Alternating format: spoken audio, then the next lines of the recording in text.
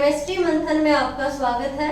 अपना टॉपिक चल रहा है केमिकल बॉन्डिंग और आज अपन करेंगे कोवलेंट बॉन्ड यानी सहसंयोजक बंध। तो देखिए आयनिक बॉन्ड अपन पहले पढ़ चुके हैं। आयनिक बॉन्ड क्या होता है उनके बारे में सेपरेट मैंने वीडियो बना दिया है। अब देखिए कोवलेंट जो बॉन्ड होता है वो सबसे पहले इसकी जो अवधारणा आई थी वो लुईस ने बताया था। यानी लुईस ने क्या कहा, लुईस डॉट स्ट्रक्चर के माध्यम से लुईस डॉट स्ट्रक्चर बताई थी इन्होंने। और इन्होंने क्या कहा कि जो कोवलेंट कंपाउंड्स होते हैं ये शेयरिंग ऑफ इलेक्ट्रॉन होता है। देखिए आयनिक कंपाउंड्स आयनिक बॉन्ड क्या थे, आयनिक कंपाउंड्स के बीच में बनने वाला बॉन्ड था और आयनिक बॉन्ड कंप्लीटली ट्रांसफर हो रहा था किसका, इलेक्ट्रॉन का। बट यहाँ पे जो सहसंयोजक बॉन्ड है, सहसंयोजक बॉन्ड में क्या होगा, इलेक्ट्रॉन की शेयरिंग होगी। यानी कि दो एटम है, दोनों एटम क्या करेंगे, दोनों परमाणु जो है वो क्या करेंगे, इलेक्ट्रॉन का आदान प्रदान करेंगे और आपस में क्या करेंगे, बॉन्ड बनाएंगे। तो देखिए कोवलेंट जो कंपाउंड है वो किस तरीके से अपने बीच में एक सहसंयोजक बॉन्ड बनाते हैं।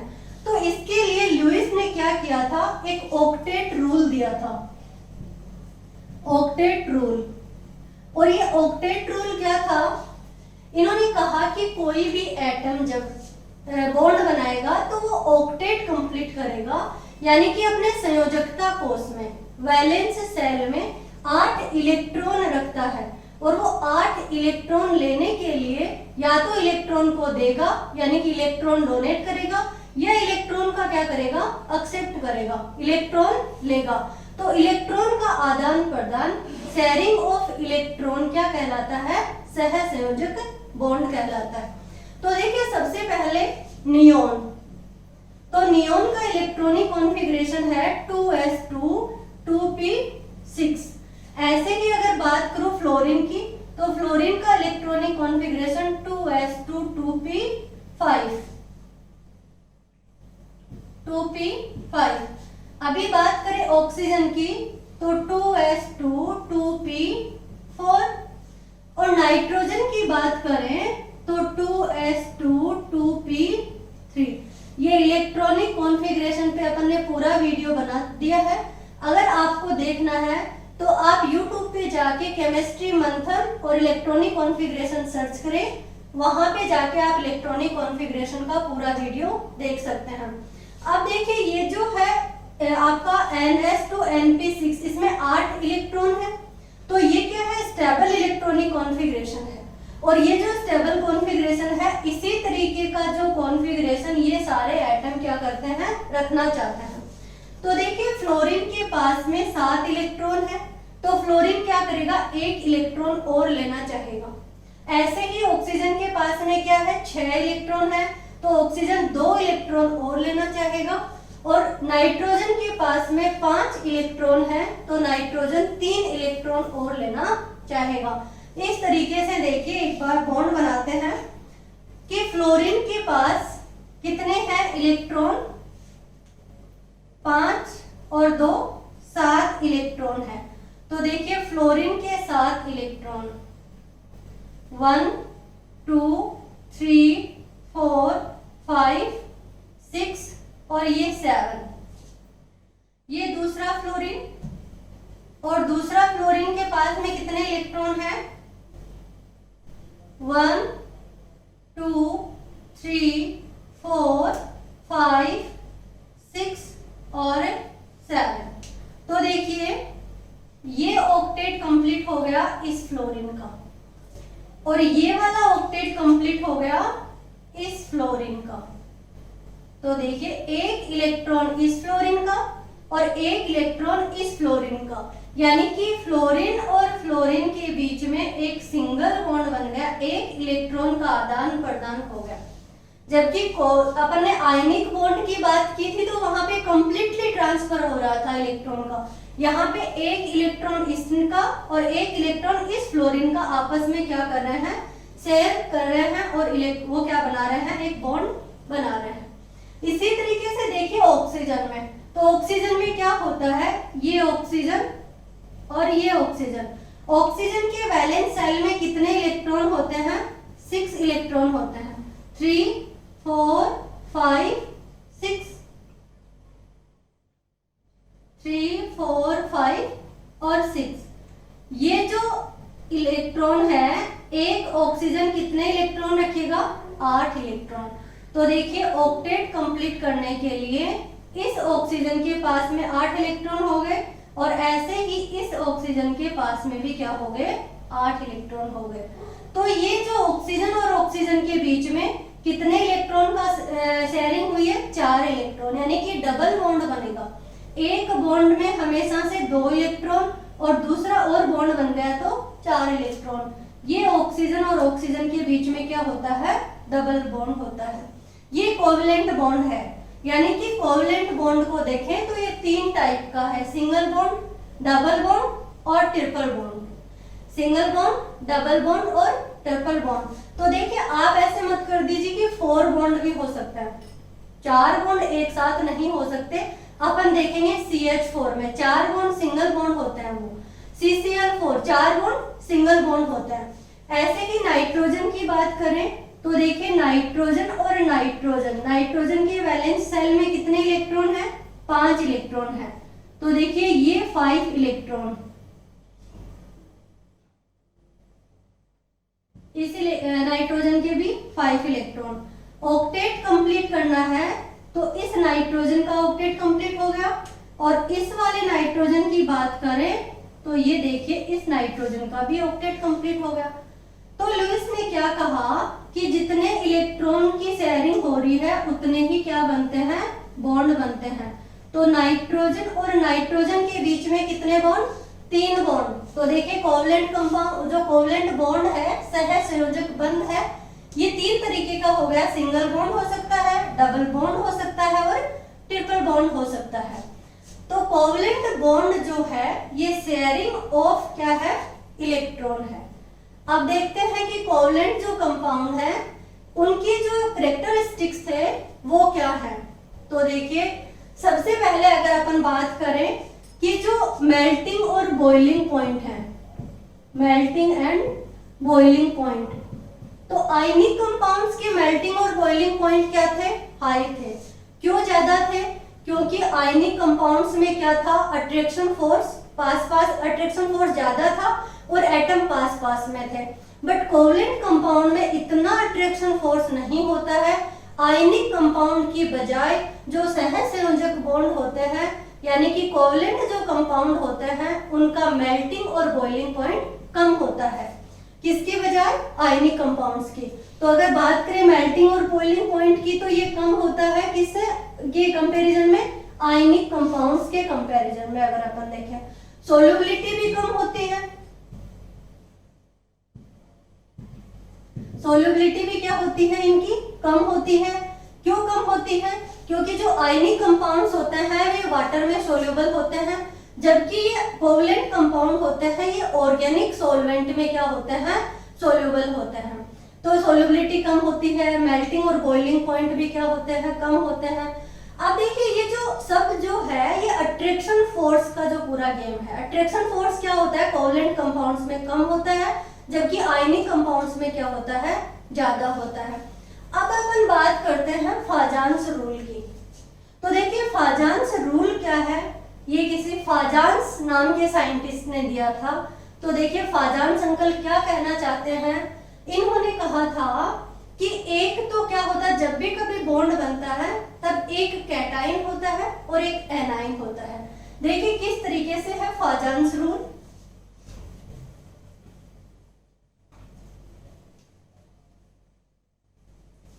फाजान्स रूल में एक कैटाइन होता है और एक एनाइन होता है। तो देखिए कैटाइन क्या है? जैसे ये कहे ये पॉजिटिव चार्ज है, ये पॉजिटिवली चार्ज कोई एटम है, और ये है एनाइन का साइज, ये नेगेटिव चार्ज है। तो देखिए नेगेटिव चार्ज क्या होना चाहिए? बड़ा होना चाहिए, और कैटाइन का जो पॉजिटिव जो चार्ज है वो छोटा होना चाहिए, कम होना चाहिए। एक भी लगा सकते हैं, यानी कि पॉजिटिवली चार्ज है ये पॉजिटिव चार्ज है। तो पॉजिटिव चार्ज का साइज क्या होना चाहिए, कम होना चाहिए, छोटा, और नेगेटिव जो चार्ज है वो क्या होना चाहिए, उसका साइज बड़ा। तो ये क्या होता है, जब इनमें आपस में कोलिजन होता है तो होता क्या है, जब ये साइज छोटा होगा किसका, पॉजिटिव चार्ज, तो इस पे न्यूक्लियर चार्ज क्या होगा, ज्यादा, और अगर न्यूक्लियर चार्ज ज्यादा हो रहा है तो ये क्या करेगा, इस नेगेटिव चार्ज को अपनी तरफ अट्रैक्ट करेगा, और अपनी तरफ अट्रैक्ट करेगा तो ये जो स्फेरिकल साइज है ये किस तरीके की साइज हो जाएगी, ये कुछ इस तरीके की साइज हो जाएगी, ऐसे, यानी कि इस तरीके से पॉजिटिव जो चार्ज है उसकी तरफ क्या हो जाएगी, अट्रैक्ट हो जाएगी। तो जैसे ही इस पॉजिटिव चार्ज की तरफ ये अट्रैक्ट होती है तो ये डिस्टोर्टेड साइज हो गई, यानी कि ये तो स्फेरिकल थी, ये डिस्टोर्ट हो गई ना यहाँ पे, तो ये क्या हो गया, पोलराइज हो गई यहाँ पे, इसको बोलते हैं पोलराइजिंग पावर, यानी कि ये हो गया पोलराइज।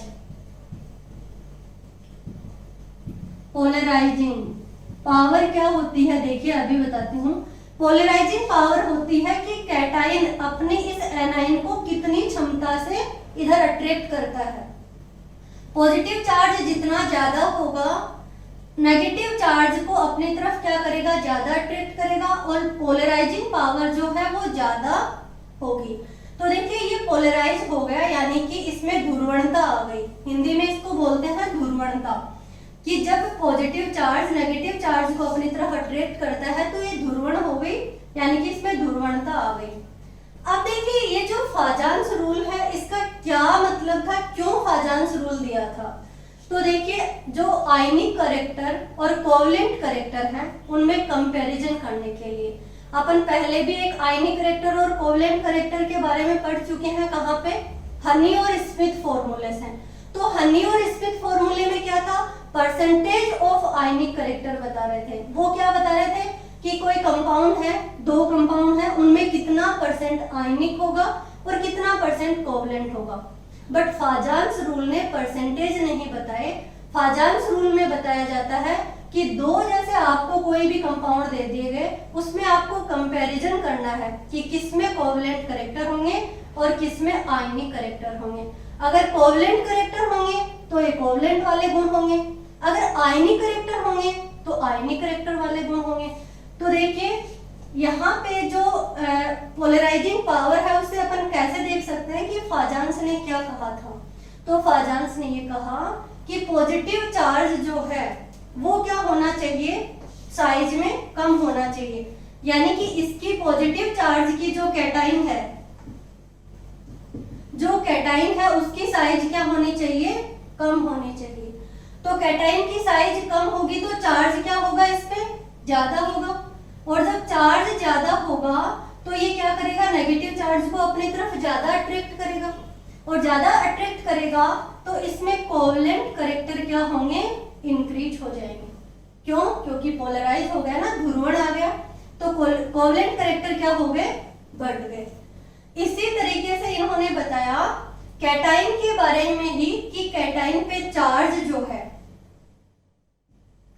कैटाइन पे चार्ज क्या होना चाहिए, ज्यादा होना चाहिए।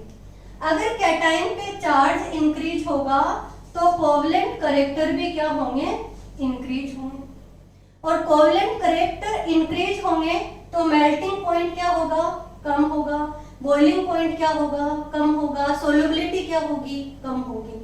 अब देखिए कैटाइन के बाद इसी चार्ज और साइज के बाद में ही आता है एक pseudo noble gas configuration. Noble gas configuration, ये देखिए सूडो नोबल गैस कॉन्फ़िगरेशन क्या होता है।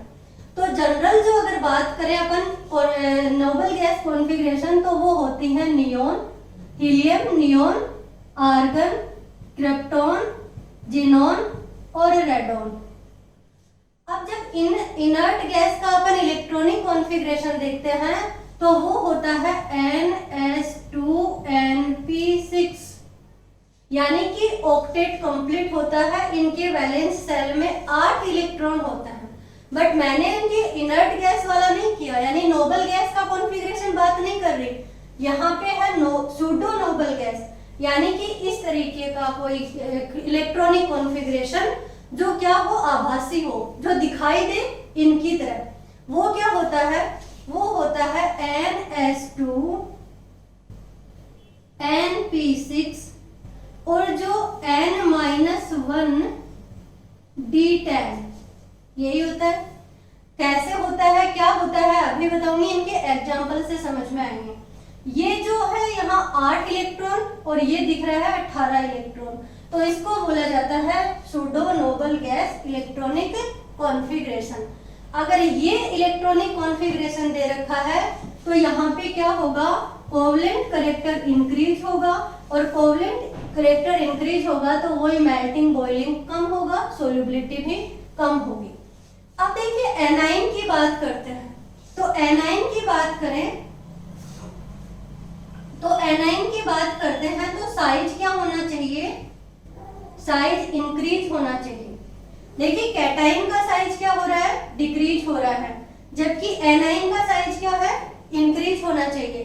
क्योंकि एनाइन जो है इसका साइज अगर बड़ा होगा तो ये क्या होगा, अपने आप को ही नहीं संभाल पाएगा, और जब अपने आप को नहीं संभाल पाएगा तो ये पॉजिटिव को मौका मिल जाएगा और ये क्या करेगा, इसको पोलराइज कर देगा। अब देखिए एनाइन का साइज क्या होना चाहिए, बड़ा होना चाहिए। तो जब एनाइन का साइज बड़ा होगा तो कोवलेंट करेक्टर क्या होंगे, इंक्रीज होंगे, क्योंकि पोलराइजिंग पावर ज्यादा होगी।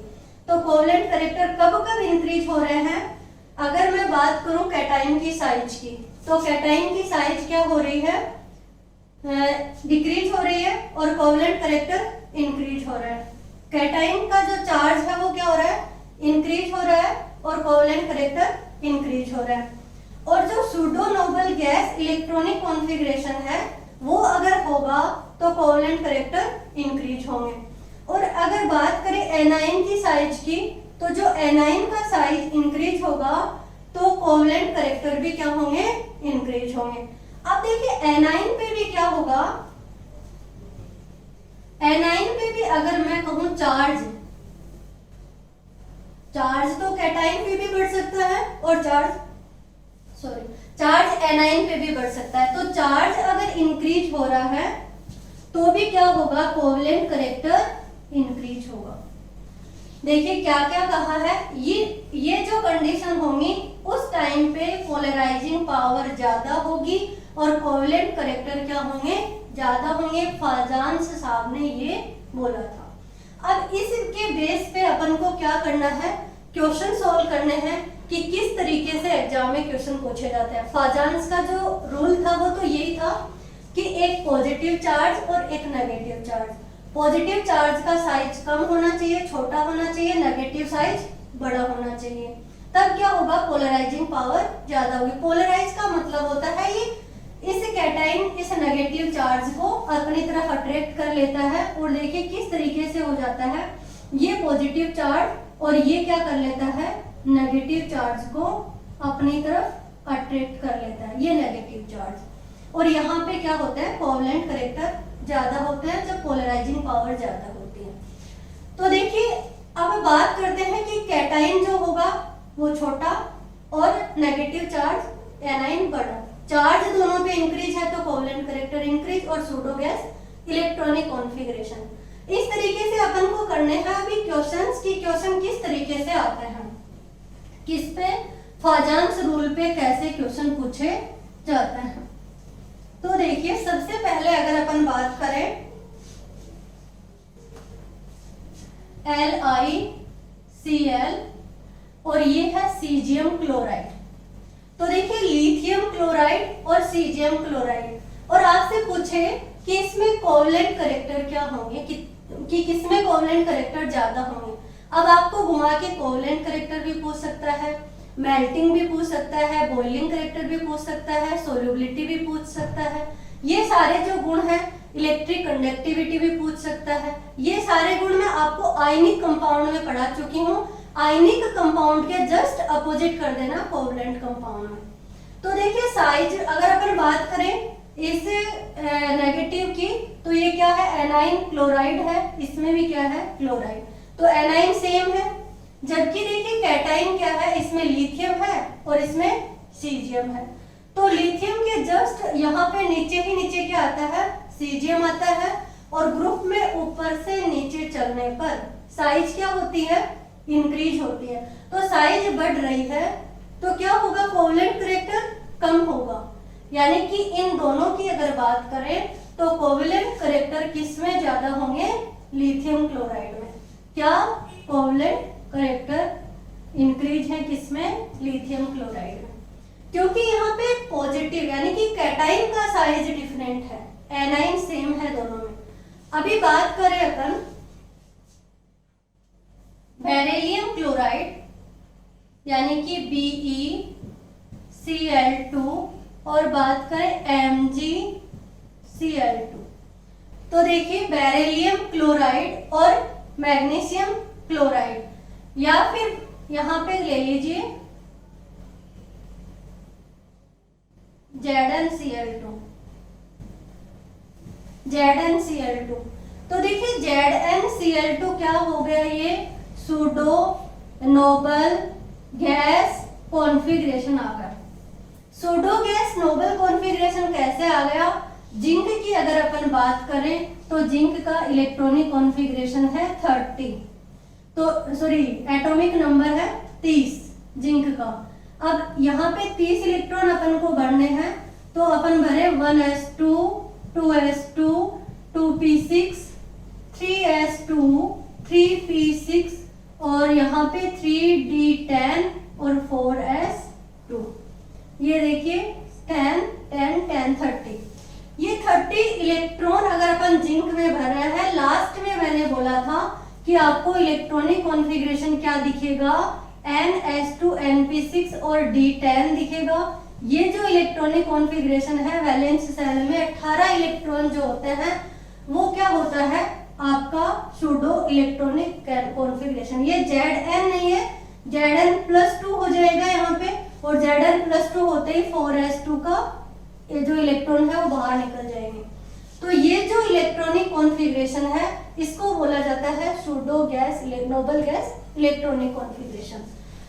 अब देखिए बेरिलियम में क्या है, बेरिलियम में कैटाइन है, जिंक यहाँ कैटाइन है, एनाइन दोनों में सेम है, क्लोराइड और क्लोराइड।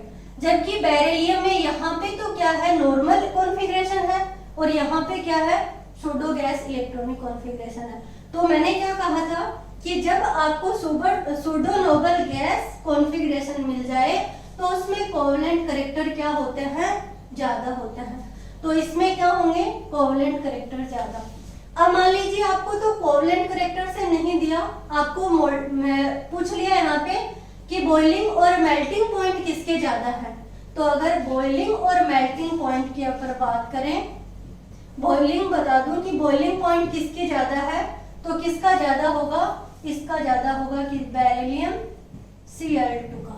क्यों होगा, क्योंकि इसमें कोवेलेंट कैरेक्टर ज्यादा है, जबकि इसमें क्या है, आयनिक कैरेक्टर ज्यादा है।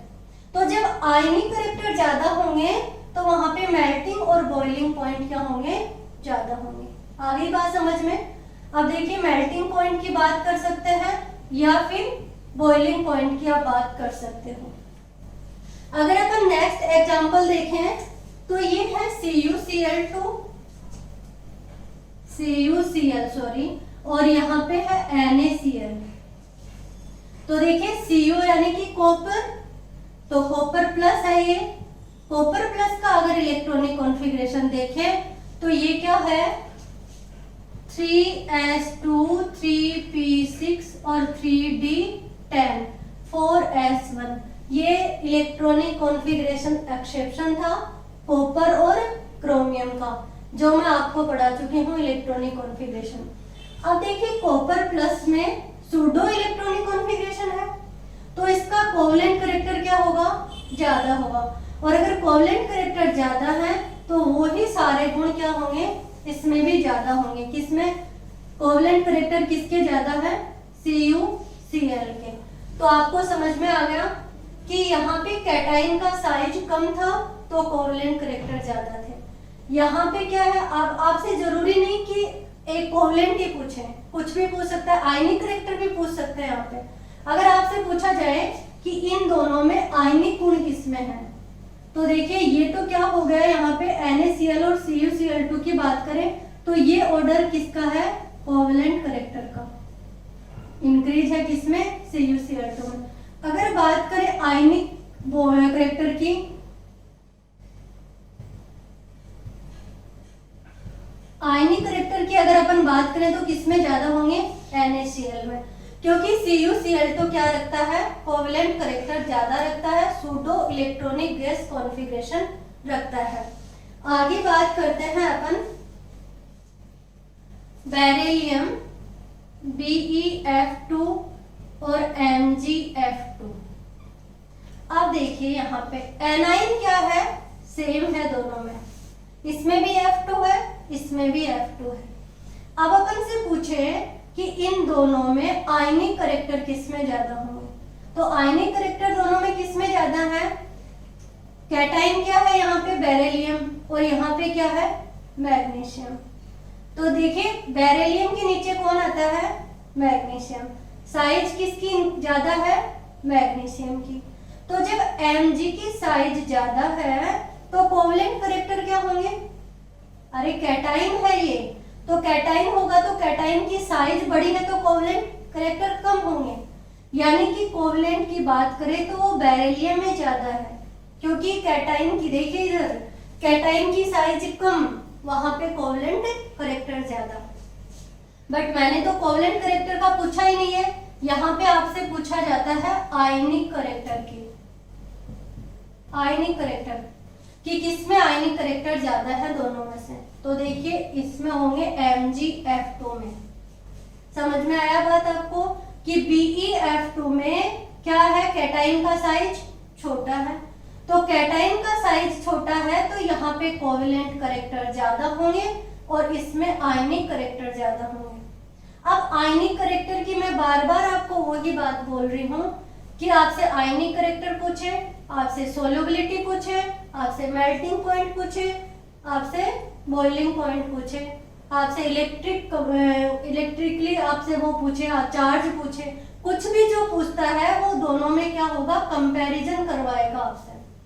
अब देखिए नेक्स्ट जो एग्जांपल है वो है आपका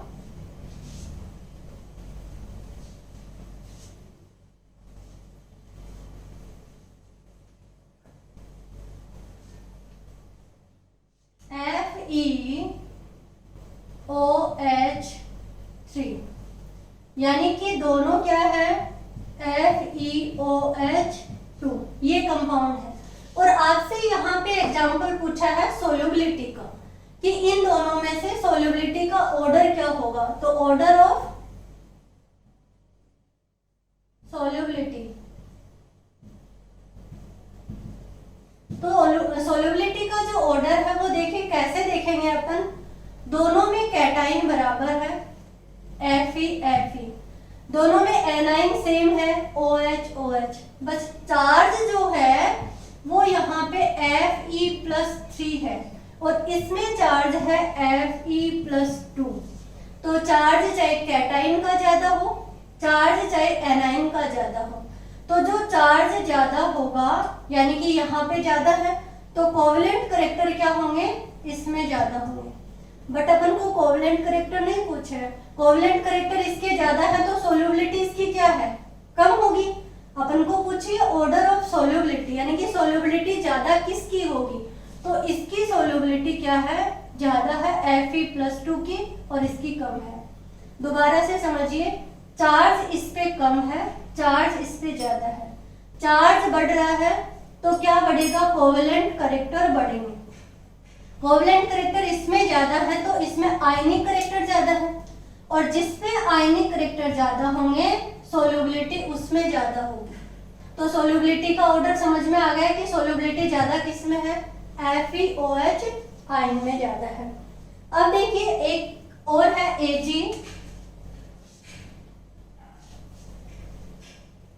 Ag2O और Ag2S। Ag2O और Ag 2s दोनों में ही क्या है, इसमें Ag यानी कि कैटाइन क्या है, सेम है, यानी कैटाइन दोनों में क्या है, सेम है।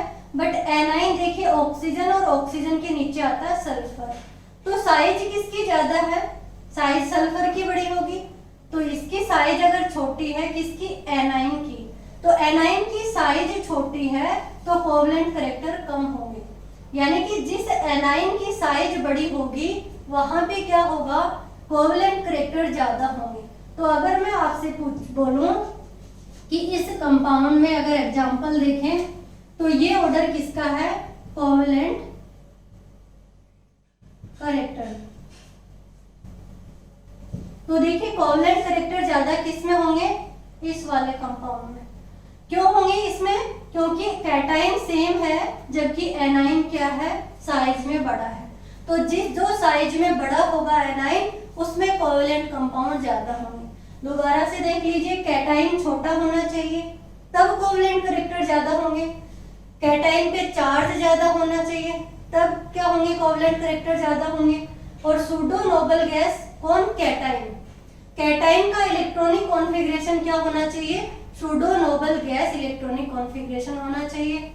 एनाइन की साइज ज्यादा होनी चाहिए तब कोवलेंट कैरेक्टर ज्यादा होंगे, और एनाइन पे चार्ज भी ज्यादा होगा तब भी क्या होंगे, ये कोवलेंट कैरेक्टर ज्यादा होंगे। अब ये जो pseudo noble gas electronic configuration है, ये आपको मैं बता देती हूँ कि कौन कौन से ऐसे कंपाउंड है जो pseudo noble gas electronic configuration रखते हैं। तो देखिए कॉपर प्लस, तो कॉपर प्लस जो होगा इसका इलेक्ट्रॉनिक कॉन्फ़िगरेशन होता है 3d10 लास्ट में।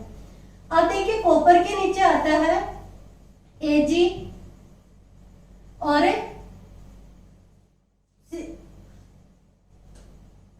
Au, यानी कि इसको बोलते हैं कॉइन मेटल, इस वाले ग्रुप को क्या बोलते हैं, कॉइन मेटल।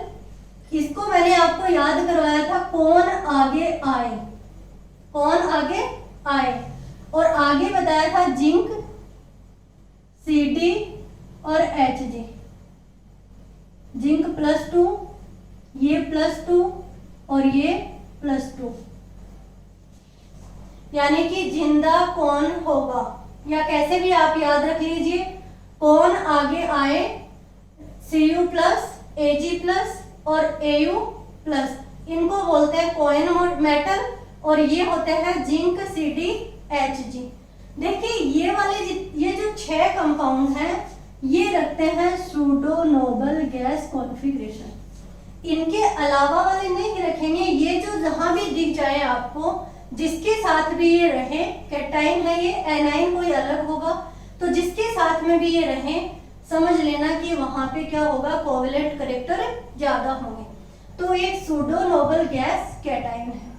इसी तरीके से फाजान्स रूल पे आपको क्या करना है, ये जितने भी आपके कोवलेंट कैरेक्टर वाले हैं ये निकालने हैं कि सोल्युबिलिटी देख सकते हैं, बॉइलिंग पॉइंट, मेल्टिंग पॉइंट, और आपका कंडक्टिविटी देख सकते हो, आप इसको अट्रैक्शन फोर्स देख सकते हो, आयनिक कैरेक्टर देख सकते हो, किससे, फाजान्स रूल से।